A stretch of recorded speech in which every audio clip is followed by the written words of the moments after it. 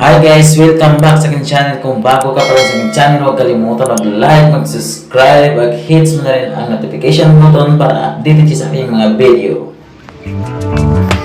Hi guys, welcome back ulit sa aking channel.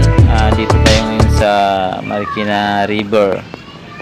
Ito kasi yung mga madalas na puntahan ng mga tao, pinapasyalan nila.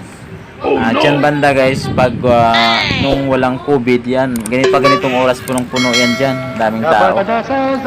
Kaya dahil nga may COVID ngayon, ganyan lang kadami. Pero dapat ingat-ingat lang tayo guys, kasi alam naman natin na may COVID pang bansa natin.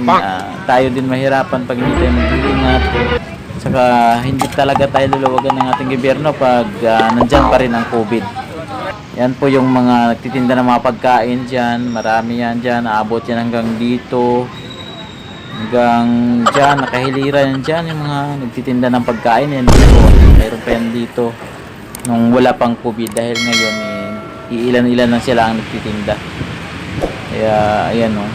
Dapat wala pang tao dapat dyan. Dahil nga sa pandemic ngayon. Ingat-ingat lang po tayo kasi hirap talaga ng buhay ngayon pag makapitan ka ng COVID. Kaya guys, wag muna tayong mag-ipon-ipon ngayon, wag muna tayong gagalagaya, stay at home muna tayo, tiis-tiis muna tayo sa init ng bahay. Dahil lang din yan para lang din yan sa ating kaligtasan. Yan guys, yung makikita natin yung tao guys, sino yung takot sa COVID at saka yung hindi. Kung nakita natin kanina sila yung mga hindi takot sa COVID, yan naman yun dyan, ilan-ilan lang. Yan yung may takot sa COVID, ayaw mahawaan, kaya dyan lang muna sila. Ayaw pumunta rin sa mga pasyalan na yun kasi alam naman nila na pag pupunta sila doon sigurado hindi nila alam kung sino yung makaharap nila, may COVID ba yun o wala. Yan guys, yung mga ilan lang dyan, yung iba dyan nagtitinda, dyan na rin sila.